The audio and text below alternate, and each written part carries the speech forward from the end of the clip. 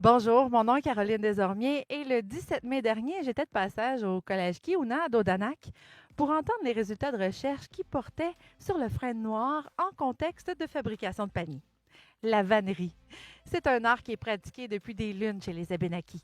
C'est pourquoi Laurence Boudreau, qui est candidate au doctorat en sciences forestières de l'Université Laval, s'y est intéressée. On l'écoute. Je vais vous présenter mon projet. Puis pour vrai, si vous avez des questions pendant que je parle, vous pouvez m'interrompre.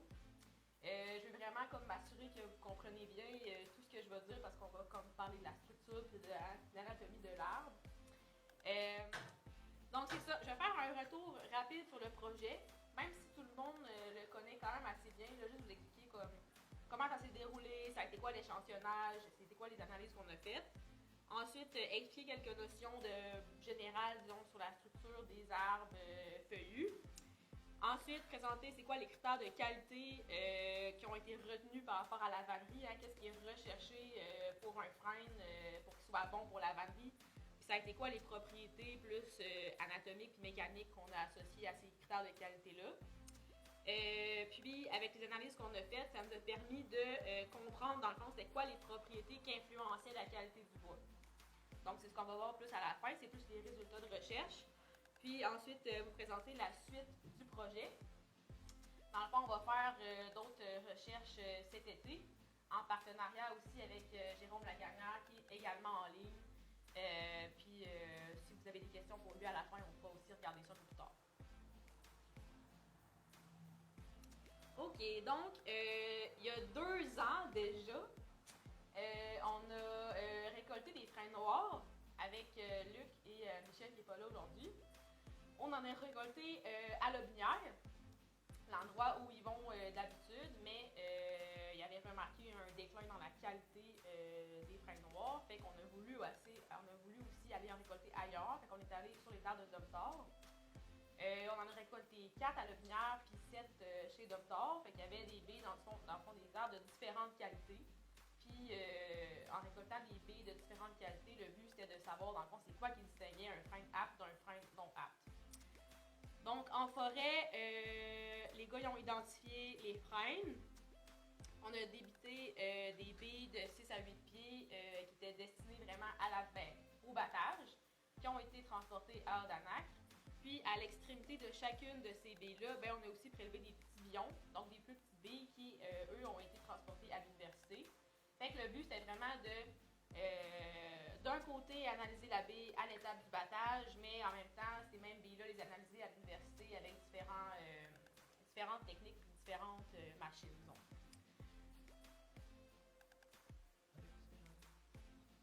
Ça, c'est un peu pour vous donner une idée de ce qu'on analysait à Odanak au battage. Fait que c'est surtout Dani, qui n'est pas là malheureusement aujourd'hui, qui a réalisé cette étape longue et difficile, mais avec l'aide de Luc et Eric aussi. Donc, quand on prenait une bille, on procédait à la première battée. Puis, naturellement, il y a un différent de. Ça peut être un différent nombre de cernes, dans le fond, qui vont décoller en même temps. Donc, ça, c'est l'exemple de la bille DT3-2. Peu importe, mais bon, c'était une bille. Mais elle était quand même bonne. Puis elle vient de Domtar. Fait que c'est ça. Dans le fond, on battait. Bon, la première battée, c'était les cernes 1 à 3. Qualité bonne, oui. À la machineuse, ça allait bien. À la fendeuse, ça allait bien. Donc, on notait différentes caractéristiques pour chacune des battées ensemble. On avait une moyenne de 3 battées par B, disons, puis on a réussi à battre 11 B.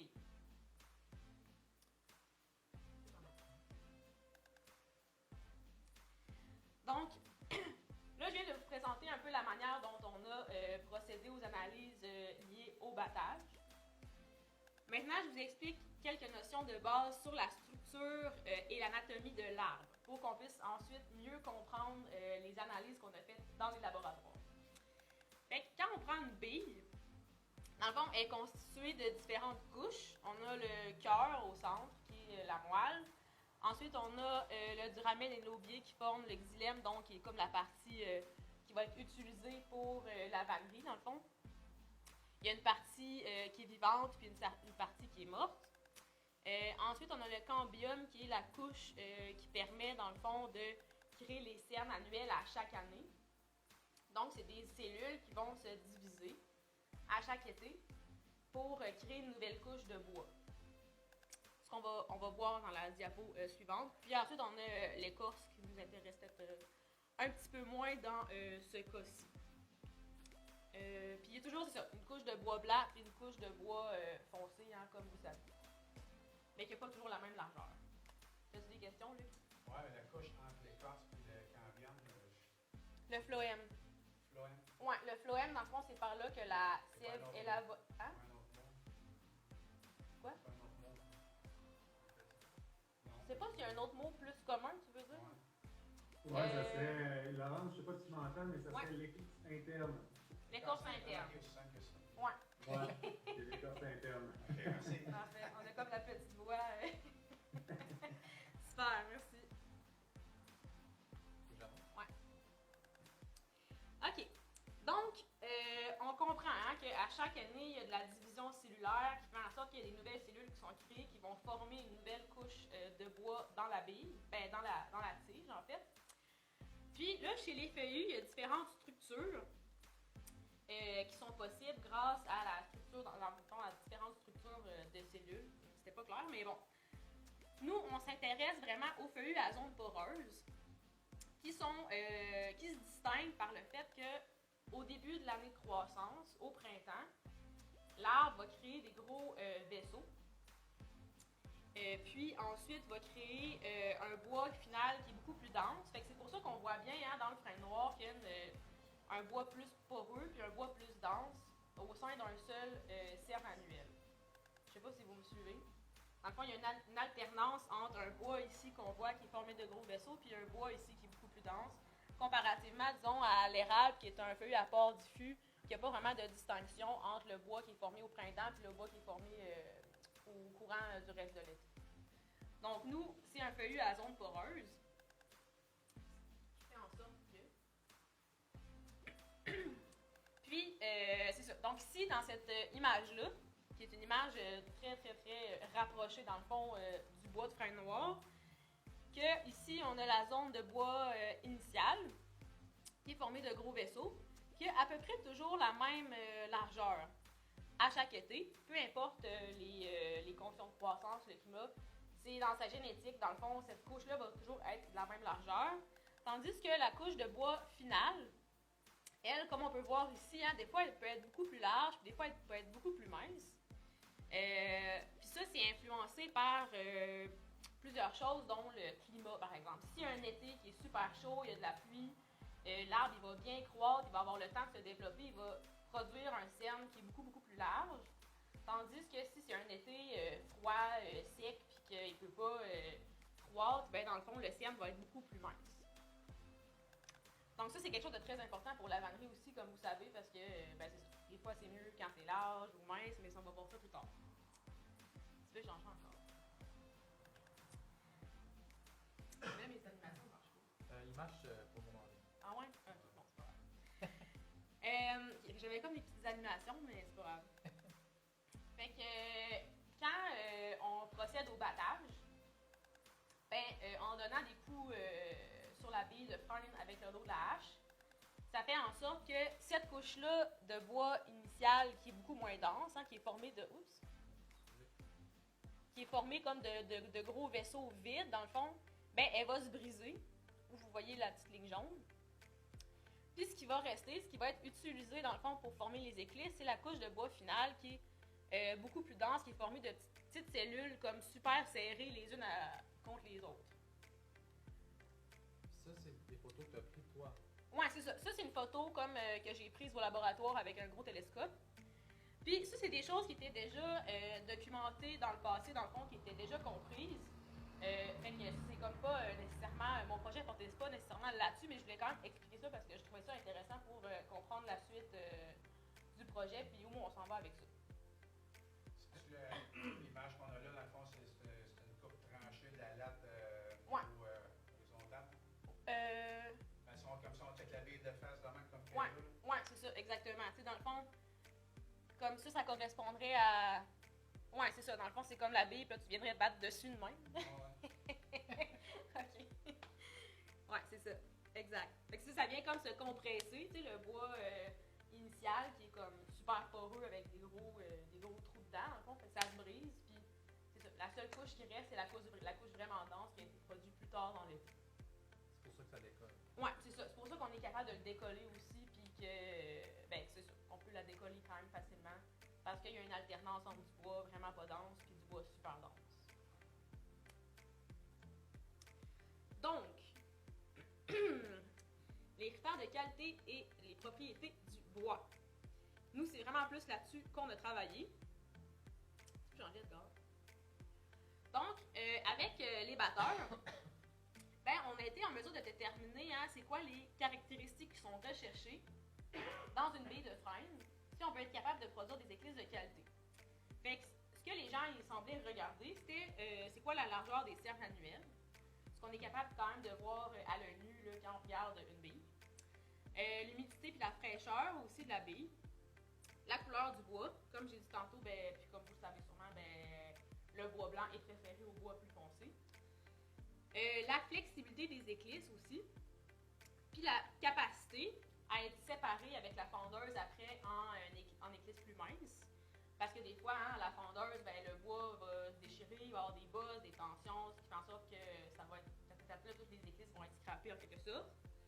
Après ça, la qualité de la surface, puis que le fait que le fil il soit droit, sans bosse et sans défaut, fait que ça revient un petit peu tout à la même chose, mais c'est ça. Des fois, même si le fil tournait, c'était possible quand même de retirer les éclisses, mais c'était quand même mieux que ça soit droit, disons.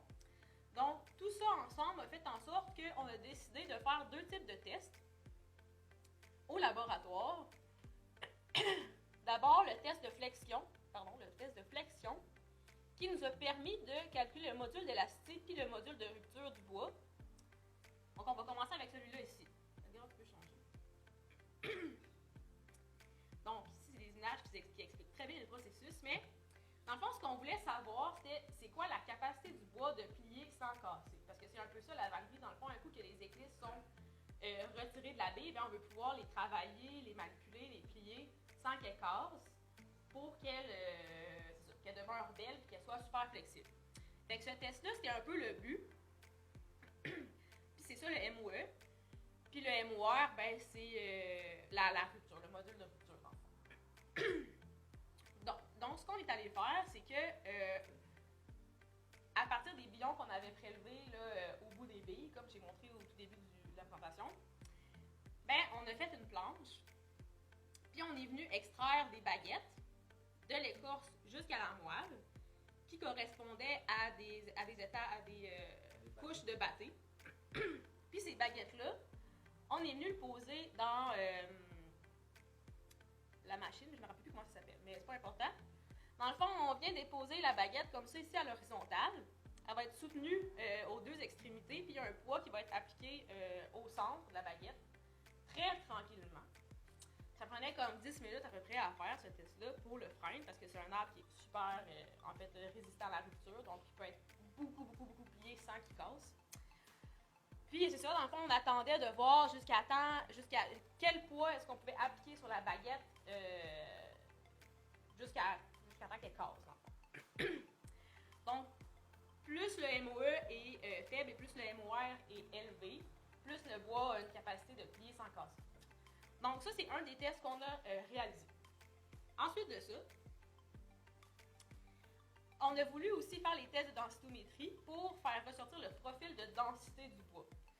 Donc, ce test-là nous permet en fait de savoir c'est quoi la largeur de chaque cerne annuelle, c'est quoi l'âge aussi, c'est quoi la densité du bois initial, qui est le bois plus poreux, c'est quoi la densité du bois final, qui est le bois plus dense, c'est quoi la densité moyenne du cerne, de chacun des cernes, puis c'est quoi, disons, le pourcentage de bois final dans chacun des cernes. Donc, ça nous permet de quand même comprendre beaucoup de choses. Donc, ça, c'est le densitomètre à rayon X. Donc, comment ça fonctionne? C'est que, encore une fois, à partir des mêmes petites billes, mêmes petits billons, ben, on va prélever une petite planchette de la moelle jusqu'à l'écorce, très très mince, qu'on va venir mettre dans la machine à rayon X. Puis là, il y a comme un rayon là, qui va passer d'un bout à l'autre de la petite planchette, puis qui va venir nous sortir un profil comme ça ici. Puis là, on voit bien, dans le fond, c'est quoi, comme tous les éléments que je viens de dire, là, dans le fond, la largeur, la densité, etc., etc. Donc ça, c'est l'autre test qu'on a fait avec les billes qui avaient aussi été battues. Donc, à la lumière de ces différents tests-là, qui ont été faits à partir des critères de qualité qu'on a déterminés au battage, on a réalisé des analyses qui nous ont permis de mieux comprendre c'était quoi les propriétés qui influençaient la qualité du bois dans le contexte de la vannerie. Donc, de toutes ces propriétés-là, les deux qui sont ressorties, c'est la largeur des cernes et la densité du cerne. Ce qui n'est pas nécessairement surprenant, mais ce qui est intéressant, c'est que c'est vraiment quand on met ces deux propriétés-là en interaction que ça influence la qualité du bois. Fait que disons qu'on a un cerne qui est mince, mais très peu dense, il ne sera pas nécessairement bon pour la vannerie. Par exemple, si on a un cerne qui est mince, donc qui a la même largeur, mais qui est très dense, là, il va être apte pour la vannerie. Fait que ça prend un cerne qui est à la fois mince, mais aussi à la fois dense. Laurence, est-ce que je peux chapaler derrière toi? Est-ce que je peux juste t'interrompre rapidement, juste pour que tu me dises, prends bien le temps d'expliquer qu'est-ce que représentent les points dans ton graphique, et aussi tes deux axes là, pour que ça soit clair pour tout le monde. Parce que je pense pas que c'est clair là, pour tout le monde. Assure-toi de bien l'expliquer. Parfait. Puis c'est ça. N'hésitez pas si vous avez des questions. Donc, fait que c'est ça. Là, on a nos deux. Merci, Alex. Mais on a nos deux propriétés. Fait que ici, c'est peut-être pas clair, mais c'est la densité moyenne du cerne annuel, qui est représentée en kilogrammes par mètre cube. Puis ici, on a la largeur, la largeur du cerne annuel en millimètres. Fait que 1, 2, 3, 4 millimètres. Mais on voit quand même que la majorité des cernes annuels se situait entre 1 et 2,5 mm, disons. Donc, c'est pas nécessairement très, très large. Donc, puis aussi, dans le fond, on avait classé la qualité des battés en 3 catégories. Soit la qualité bonne, la qualité moyenne et la qualité mauvaise. Fait que bonne, c'était quand on était capable de, dans le fond, faire des belles éclisses avec les battés. Moyenne, c'était comme, OK, dans cette battée-là, on a réussi à en faire quelques-unes. C'était pas facile, mais on a quand même été capable. Puis mauvaise, c'est scrappé et on l'a brûlé à la fin de la journée. Donc, puis là, on les a mis en couleur. Fait que la qualité 1, c'est ce qu'on recherche, dans le fond. Là.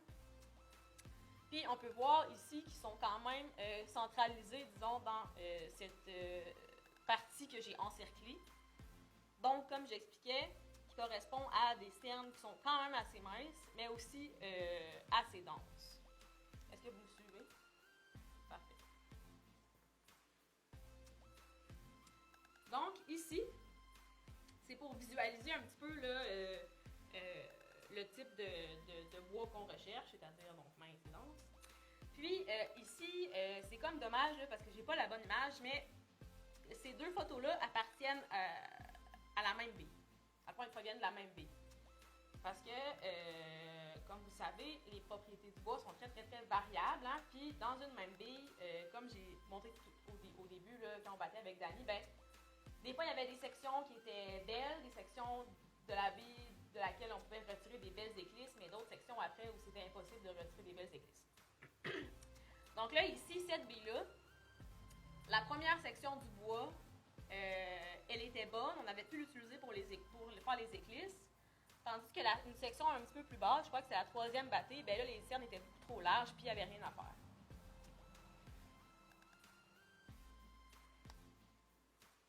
Donc, OK. Donc, voilà, c'est ça. C'est ce qu'on recherche pour la vannerie. Là, ici, on a essayé de le mettre en image un petit peu pour qu'on comprenne mieux cette interaction-là entre les deux propriétés, puis qu'on soit capable aussi de prédire, dans le fond, si le bois de frêne va être bon pour la vannerie en fonction de la largeur du cerne, puis aussi de la de la densité du cerne. Puis je vais vous montrer une autre image après, puis ça c'est encore en construction, disons, les graphiques. Fait que mettons qu'on a un cerne qui est une densité faible, à une largeur de cerne de 0,5 mm, ben là on aurait environ 50% de chance d'avoir, de pouvoir produire dans le fond une éclisse de qualité avec ce cerne-là. Puis là, mettons qu'on va à la 3, ben là, non, c'est pas une bonne exemple. Mettons qu'on a un cerne de 2 mm à une densité encore de, ben, à une densité faible, disons, ben là, ou qu'on monte beaucoup, là, on est rendu à comme 80% de chance d'avoir une éclisse qui produit un cerne de qualité. Je peux changer. Donc ici, c'est encore la même chose, mais qui est juste montrée différemment. Les sections en bleu représentent, dans le fond, une forte probabilité d'obtenir une éclisse de bonne qualité. Donc ici, on voit, mettons, si la largeur de cerne est assez faible, puis que la densité est assez élevée, ben là, on est dans le bleu foncé, donc on a beaucoup de chances de recevoir, de retrouver une éclisse qui est de bonne qualité.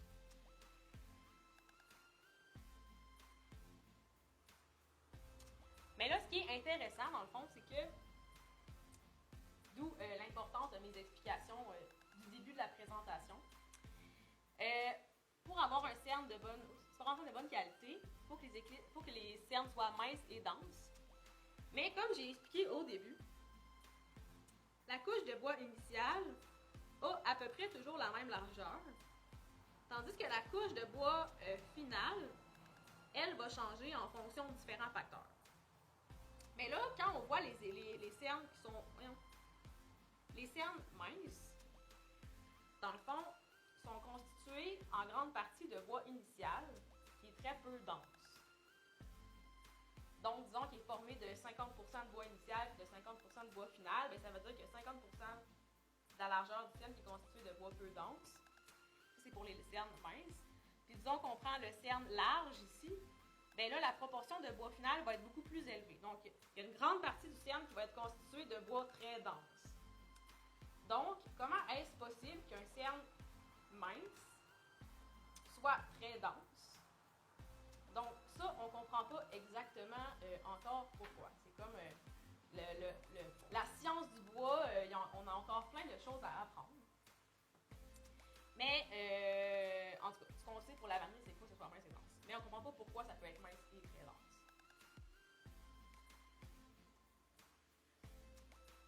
Puis là, ce qui est intéressant, c'est que, dans le fond, on n'a pas trouvé des freins avec des cernes de croissance très larges. Comparativement, disons, aux travaux qui sont faits dans le Maine, chez les Penobscot et chez les Passamaquoddy, bien là, eux, ils vont dire qu'il faut que les cernes soient très, très larges. En fond, 2 mm, là, c'est comme le minimum qu'ils vont rechercher, mais ici, il n'y en a pas.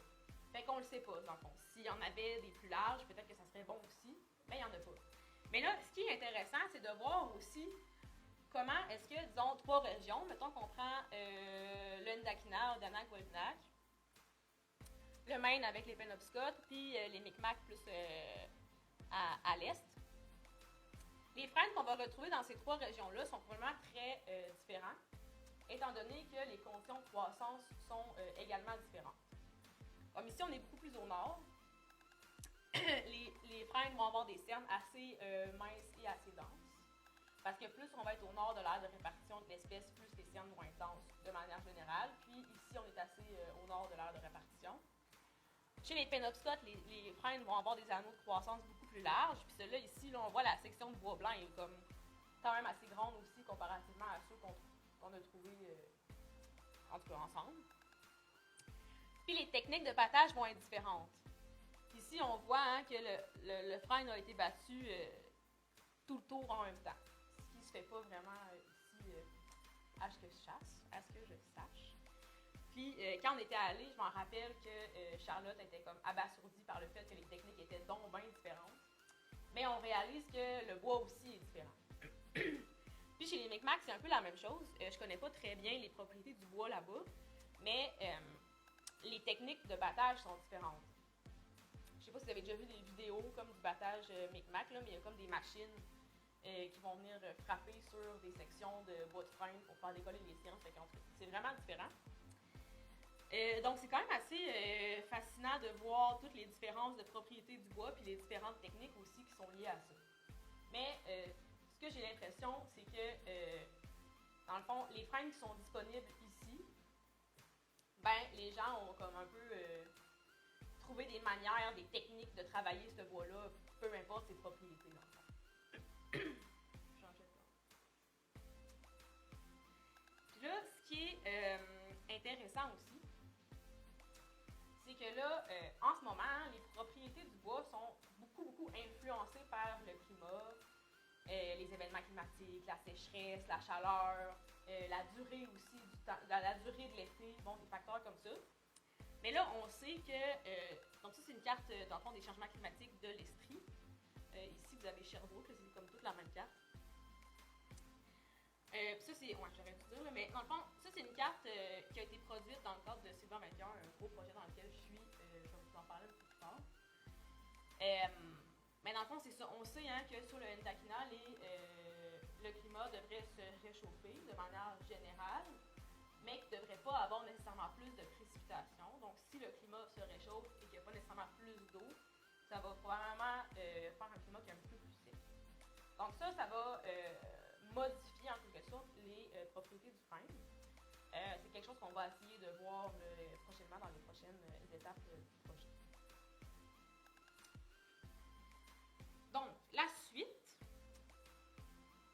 dans le but de mieux comprendre comment le climat influence les propriétés du bois, pourquoi est-ce que dans différentes régions, on trouve des arbres qui sont différents, auxquels on a dans le fond, développé avec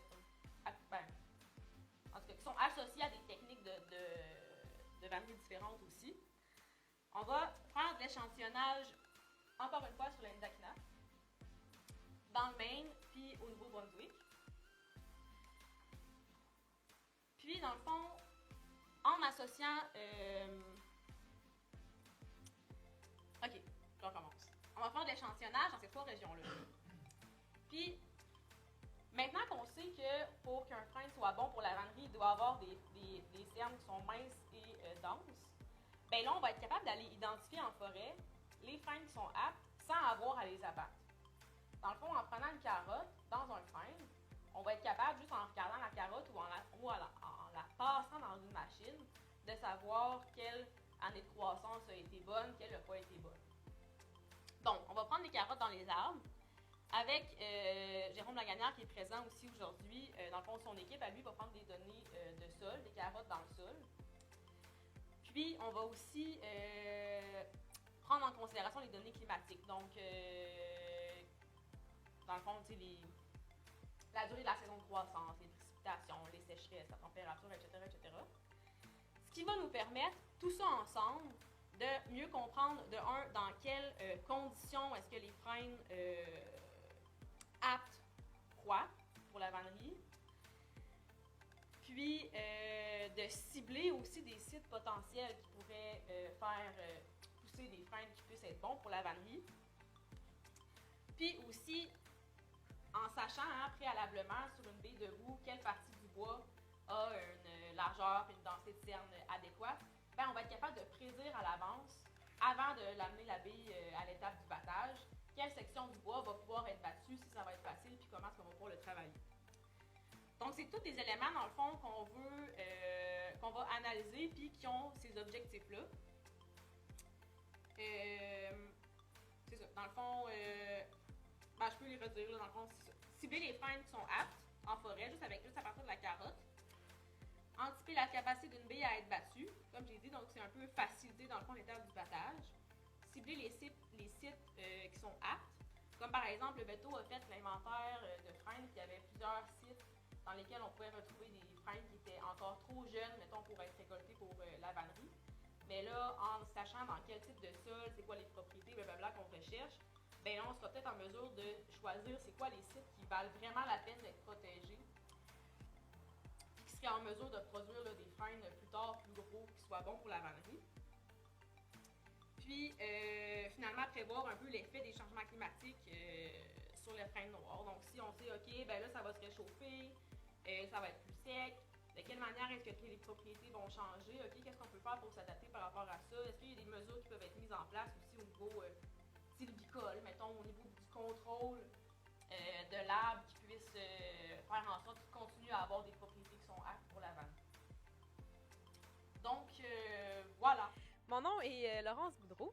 Je suis candidate au doctorat en sciences forestières à l'Université Laval. Puis, je travaille sur le frein noir dans le cadre de mon projet de recherche en partenariat avec la nation Wabanaki depuis janvier 2020.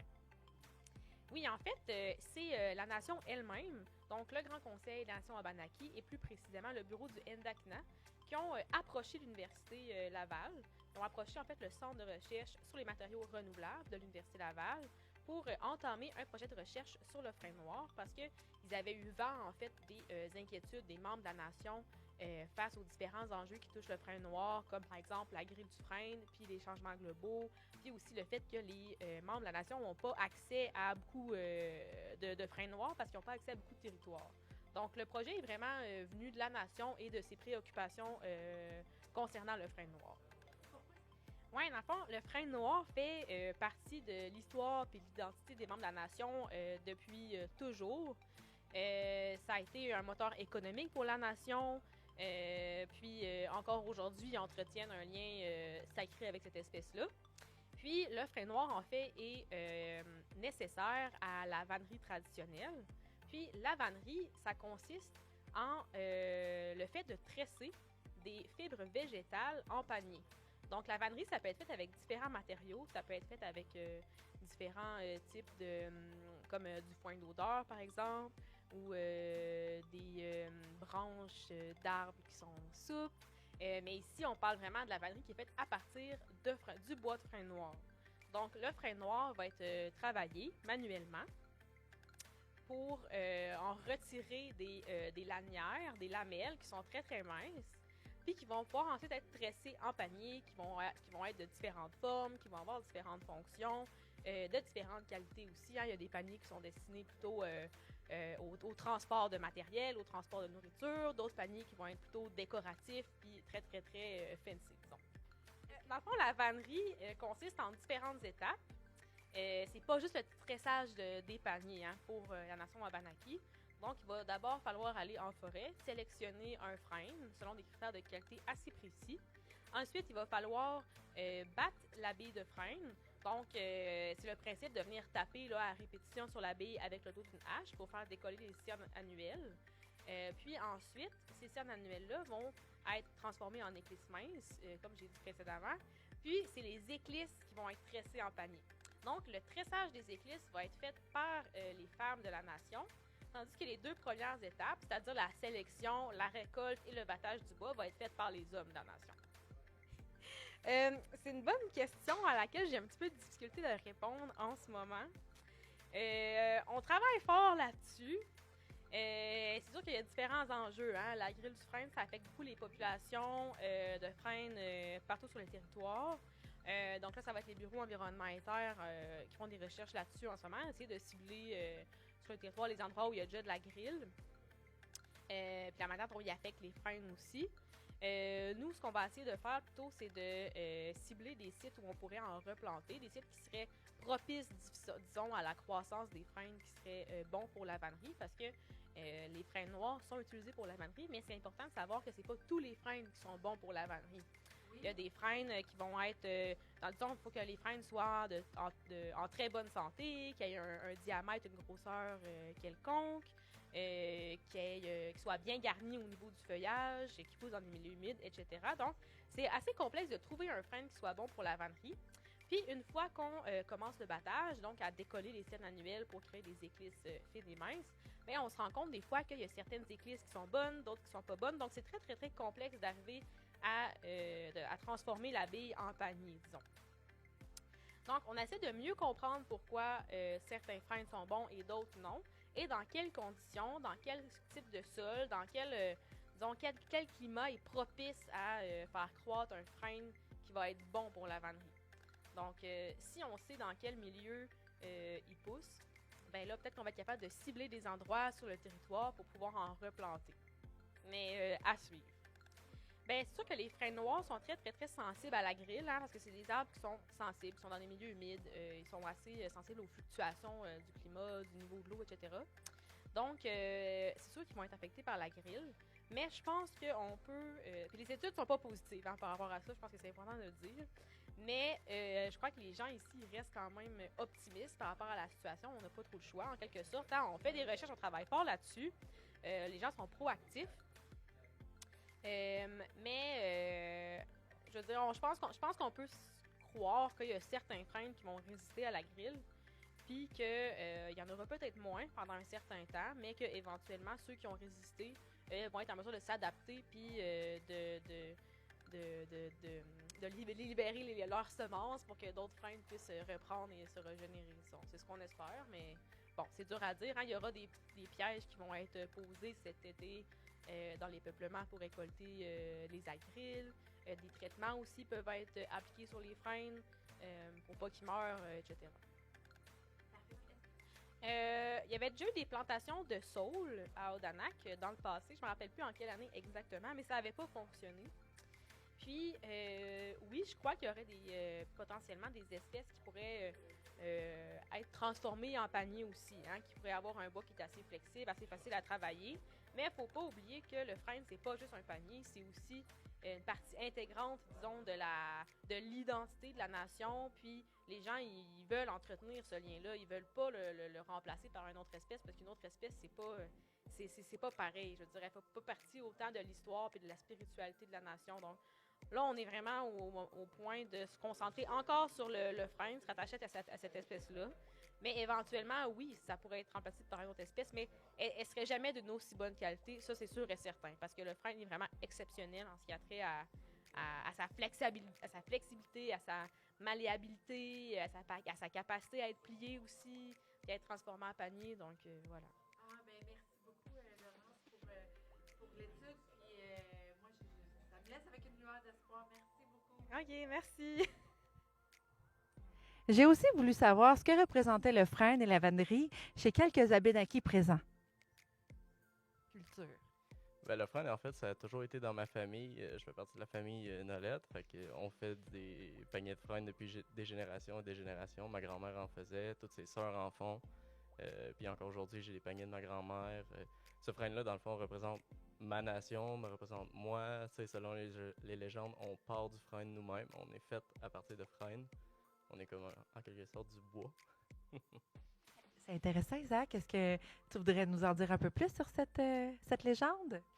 Ben, selon la légende, en fait, le dieu Tabaldak, ou si je me souviens bien du nom, avait essayé de faire les Abénaquis à partir de la pierre, mais il avait trouvé qu'il était trop dur, froid, il écrasait toute la nature comme en marchant dans la forêt. Mais là, éventuellement, il a décidé de le faire à partir du frêne, puis aussi, d'après moi, c'est à partir du fait que le monde, mettons, si on parle pas de la mythologie, le monde avait commencé à faire des paniers avec les frênes, fait que là, ils ont commencé à s'inventer des histoires, justement, de se dire, ah ben le frêne, c'est tellement important pour nous, puis là, ben, les histoires ont commencé à se passer entre les autres pour dire que on vient du frêne tellement que c'est important pour nous. Fait qu'on est comme, on est le peuple du frêne. Puis est-ce que c'est vrai de dire que le frêne a économiquement sauvé les Abénaquis? Extrêmement. Surtout dans les années début 1900, là, les gens allaient dans les États-Unis, faisaient des ventes, il y avait des boutiques, puis même ils engageaient des gens pour tenir ces boutiques-là pendant qu'ils allaient aux États-Unis, tellement qu'ils en vendaient. Ils vendaient pas cher à l'époque, c'était environ peut-être 2$ la douzaine de paniers, mais pour le temps qui était, ça valait quand même assez cher, puis ils en faisaient à tonnes anyway, ils en faisaient à l'année, tout le temps. Ma grand-mère aussi, quand même, faisait des voyages un peu partout, surtout à Montréal. Elle en vendait tout le temps, là. Puis je comprends que ça a toujours fait partie de ta vie. Et puis, est-ce que tu fais aussi le panier de frêne? Est-ce que tu travailles le frêne ou tu bats le frêne? Bien, en fait, j'ai en perspective d'apprendre le battage de frêne éventuellement, parce que justement, les batteurs de frêne, il n'en reste pas beaucoup aujourd'hui, il y en a peut-être 3-4 dans la communauté ici. Donc, je veux apprendre à battre le frêne, puis je veux aussi que d'autres gens apprennent à battre le frêne, parce que sans battage de frêne, il n'y a pas de panier de frêne non plus. Donc, il y a déjà une relève pour justement la fabrication des paniers, mais je veux aussi qu'il y ait une relève pour le battage en lui-même. Merci beaucoup, Isaac. Merci. En fait, le frêne, tu sais, j'ai toujours été intéressée, oui, parce que, tu sais, je voyais mes collègues battre le frêne. J'ai toujours trouvé ça vraiment cool de les voir aller et tout. Puis je trouve que c'est tellement un travail incroyable de voir, de partir de l'arbre jusqu'au battage. Toutes les étapes sont tellement, tellement importantes, minutieuses et c'est un long processus avant de se rendre à la clisse finale pour pouvoir faire de la vannerie. Alors moi, je trouve ça vraiment impressionnant de voir à quel point il y a du travail à travers tout ça. Donc, c'est vraiment récent là, que j'ai commencé à faire des paniers avec les vanneurs, les vannières, merci. Ben, je suis pas certaine. En tout cas. Il me semble que c'est le terme. Puis avec les vannières, puis dans le fond, je trouve ça vraiment, vraiment super d'apprendre d'elles parce que c'est vraiment, ça fait partie d'elles. Puis ils sont très passionnés, ils ont tous une façon différente de travailler. Fait que elles nous apportent chacune quelque chose. Puis je trouve ça vraiment bien. Je trouve ça bien aussi parce que tu sais, il y a un partage de connaissances, puis c'est important de pouvoir partager ça parce que la relève, il n'y en a pas beaucoup, de ce que j'ai l'impression. Alors, le plus de personnes qui connaissent ce savoir-là puis qui le font, le mieux c'est. Là. Oui, parce qu'il faut dire que c'est les personnes aînées, c'est les dames âgées, les Oui. bannières principalement. Oui, principalement. Ou leurs enfants, petits-enfants qui nous l'apprennent. Mais tu sais, à la base, c'est vraiment elles qui ont le savoir puis qui ont beaucoup d'histoires là-dedans également, là, qui est très intéressant à apprendre leurs histoires aussi là, par rapport à leur vannerie. Elles vivaient de ça dans le passé. Et, en tout cas, je trouve ça vraiment beau à voir. Merci beaucoup, Evelyne. Merci à toi. Oui. Bonjour, je m'appelle Luc Gauthier, membre de la communauté des Abénaquis d'Odanak.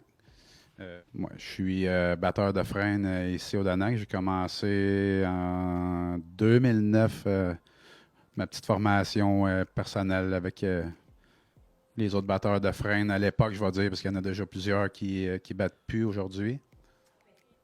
Parce qu'on fait une session de battage de frêne, c'était très, très, très simple.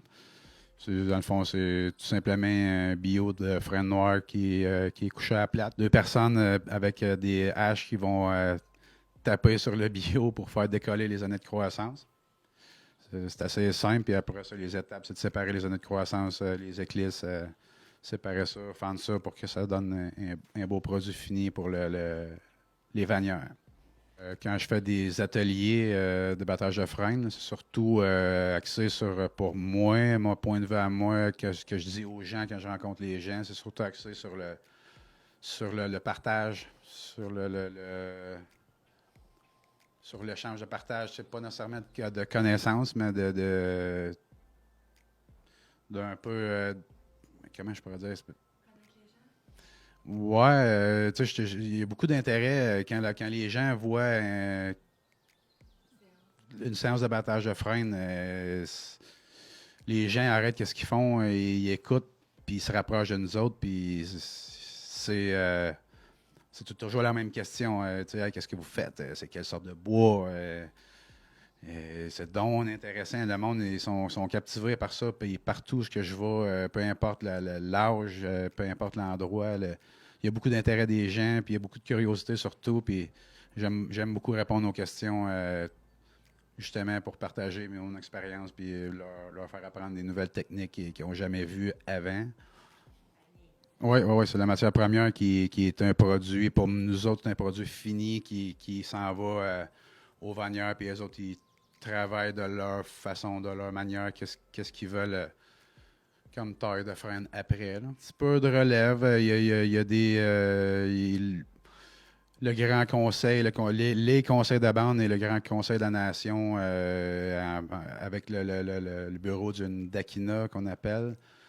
Et avec d'autres projets aussi, il y a c'est projeté justement, là, je me répète, là, mais c'est projeté de former plus de gens pour battre le frêne, d'en former à Wolinak, d'en former ici des jeunes, mais c'est difficile de trouver de l'intérêt. Là, aujourd'hui, en 2022, c'est assez compliqué. J'ai espoir que la population de frêne noir va continuer de rester saine. Par rapport à la grille du frein, si tu voulais poser cette question-là, ça ne m'inquiète pas pour tout de suite. C'est inquiétant, mais je ne suis pas inquiète pour le frein noir là. Je ne suis pas inquiète pour la ressource trop tôt là. Puis sinon, mais je ne veux pas être fataliste, mais mettons qu'il n'y a plus de ressources en frein noir, mais il y a toujours d'autres choses, d'autres matières que je pense qu'on pourrait utiliser pour la remplacer. Ça serait bien triste, mais je suis plein d'espoir. Je suis confiant qu'on va avoir du frein noir pour s'approvisionner encore bien des années. C'était Caroline Desormiers pour l'Info Express et on se dit à bientôt.